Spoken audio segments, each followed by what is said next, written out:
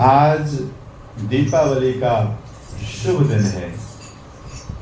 दीपावली के विषय में कहा जाता है, कार्तिक मास की अमावस्या को दीपावली का पर्व पूरे देश में क्या पूरे विश्व में हर्ष और उल्लास के साथ लोग मनाते हैं। इसे रोशनी का पर्व कहते हैं। जिस प्रकार रक्षाबंधन ब्राह्मणों का, दशहरा क्षत्रियों का, होली शूद्रों की त्योहार हैं, उसी प्रकार दीपावली विशेष रूप से वैश्यों का त्योहार कहा जाता है। इसका अर्थ यह नहीं कि इस पर्व को उपरोक्त वर्ण के व्यक्ति मनाते हैं, अपितु सब वर्णों के लोग मिलकर इस त्योहार को बड़े ही उत्साहपूर्वक मनाते हैं। इस दिन लक्ष्मी जी को प्रसन्न करने के लिए पहले से घरों की साफ सफाई बड़ी विधिवत की जाती है, क्योंकि लक्ष्मी जी को स्वच्छता बहुत भाती है और जहाँ पर गंदगी होती है वहाँ पर लक्ष्मी जी की बड़ी बहन निवास करती हैं, जिनको क्या कहा जाता है? अलक्ष्मी को लक्ष्मी कहा जाता है कि कार्तिक अमावस्या को भगवान श्री रामचंद्र जी 14 वर्ष का वनवास काटकर रावण को मारकर पुनः अयोध्या वापस आए थे।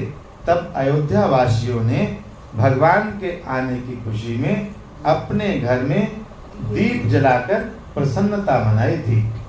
तभी से दीपावली लोग मनाते आ रहे हैं।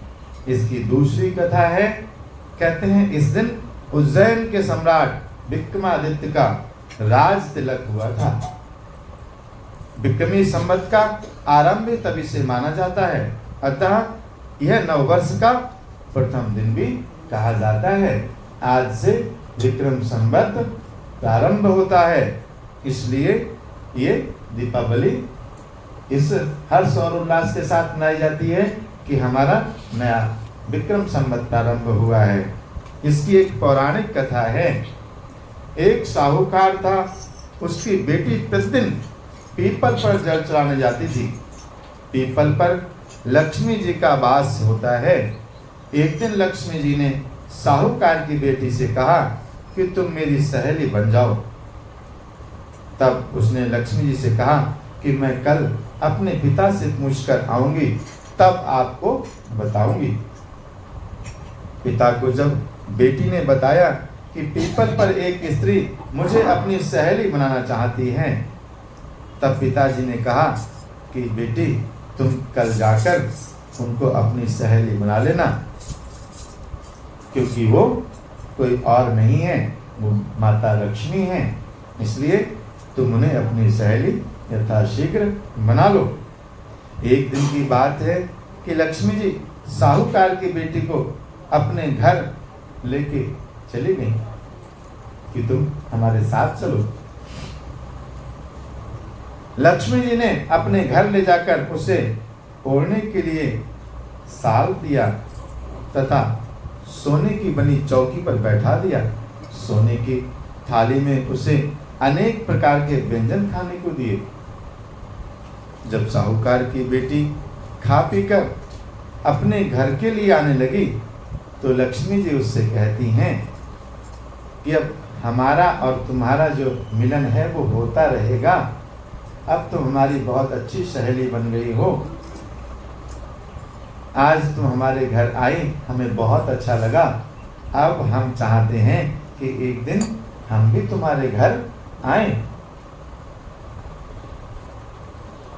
ये सुनकर साहूकार की बेटी बड़ी चिंतित हो जाती है कि अब ये हमारे घर आएंगी, क्योंकि इन्होंने तो इतना संपन्नता है, इनके पास ही तो इतनी सब धन धान से परिपूर्ण है, हमारे घर में तो कुछ भी नहीं है, तो हम कैसे इनका आदर मान कर पाएंगे।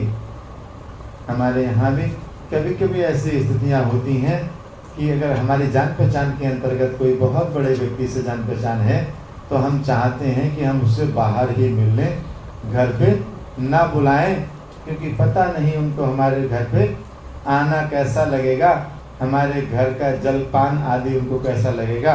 उनके तो बड़े ठाट बाट हैं, तो यही सोच के साहूकार की बेटी जो है बड़ी चिंतित हो जाती है। तो पहले तो सेठ की पुत्री ने उनको बुलाने में बड़ी आनाकानी की कि चलो टालम टोल किया, जितना टल जाए अच्छी बात है, परंतु फिर भी लक्ष्मी जी ने कहा कि हम तो तुम्हारे घर आएंगे ही आएंगे। अब जब वो घर आती है तो घर आके तो देखती है कि अब मैं क्या करूं, किस यत्न को करूं।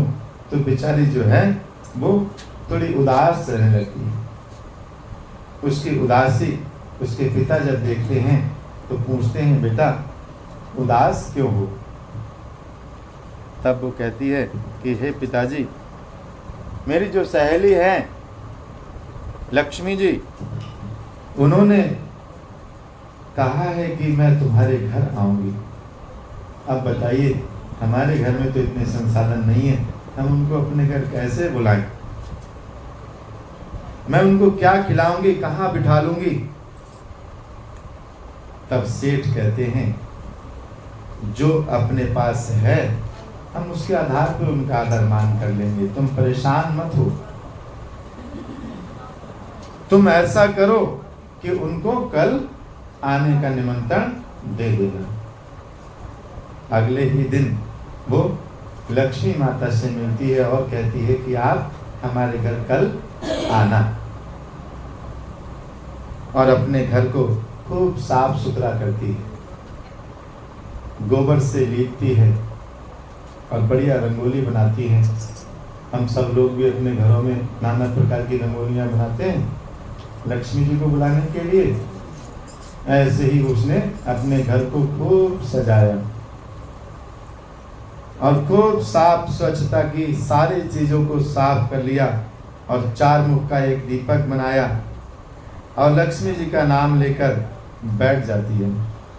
उसी समय क्या होता है, प्रभु की कृपा से कहते हैं एक चील जो है किसी रानी का नौलखा हार अपनी चोंच में दबाकर उड़ रही होती है कि वो उसी के घर में उसकी चोंच से छूट जाता है। ये माता भगवती की ही कृपा थी कि उन्हें उनके आने से पहले ही धन प्राप्त हो गया। साहूकार की बेटी ने उस हार को बेचकर सोने की चौकी, सोने का थाल, साल दुसाला और अनेक प्रकार की भोजन सामग्री को तैयार करवा लिया। थोड़ी देर के बाद गणेश जी और लक्ष्मी जी उनके घर पर आ गए। साहूकार की बेटी ने बैठने के लिए सोने की चौकी दी। लक्ष्मी जी ने बैठने को बहुत मना किया और कहा कि इस पर तो राजा रानी बैठते हैं। तब सेठ की बेटी ने लक्ष्मी जी को जबरदस्ती चौकी पर बैठा दिया। लक्ष्मी जी को उसने बहुत उनकी खातिरदारी की, बहुत उनका सत्कार किया और उसकी सेवा से लक्ष्मी जी प्रसन्न हो जाती है। लक्ष्मी जी उसकी सेवा से प्रसन्न हो गईं और उन्होंने उसे आशीर्वाद दिया कि तुम्हारे घर में, तुम्हारे परिवार में हमेशा हर प्रकार की पूर्ति बनी रहेगी, किसी चीज की कमी तुम्हारे जीवन में नहीं आएगी। हमारी सेवा, हमारा भाव अगर सच्चा और सरल होता है तो जो भी हमारे घर मेहमान आते हैं वो प्रसन्न चित्त होके जाते हैं। तभी तो कहते हैं साधु इतना दीजिए जामे कुटुंब समाए, तो मैं भी भूखा ना रहूं साधु न भूखा जाए। तो घर पे आए अतिथि कोई तो यथा उचित सत्कार करो। क्यों? क्योंकि ना जाने किस रूप में आके नारायण मिल जाएगा। हम ईश्वर सेवा को तो करते हैं लेकिन मानव सेवा नहीं करते, और कहा जाता है कि मानव सेवा ईश्वर सेवा। पता नहीं किस रूप में परमात्मा हमारे सामने आके खड़े हो जाएंगे, इसलिए मानव सेवा के माध्यम से हम ईश्वर की सेवा कर सकते हैं। उसने जो है बड़ी श्रद्धा और भक्ति पूर्वक माता लक्ष्मी का पूजन भी किया और उनका सत्कार भी किया और उनको अच्छे से खिलाया पिलाया। माता भगवती उसके ऊपर रीझ गई और उसको आशीर्वाद दिया कि जैसे तुमने साहूकार की बेटी को चौकी उसकी स्वीकार की और बहुत सा धन उसे प्रदान किया, हे माँ भगवती, हम सब भी 2, 4, 6, 10 दिन से लगे हुए हैं अपने घर में झाड़ पोंछ करने के लिए, और जितना कर पाए हैं उतना कर पाए हैं। शाम को हम भी आपका गुणगान करेंगे और आपके लिए दीपक प्रज्वलित करेंगे। हे माँ भगवती, हमारे घर पे अवश्य पधारना। हम आपके श्री चरणों में प्रणाम करते हैं। बोलिए गणेश जी भगवान की, बोलिए लक्ष्मी माता की जय।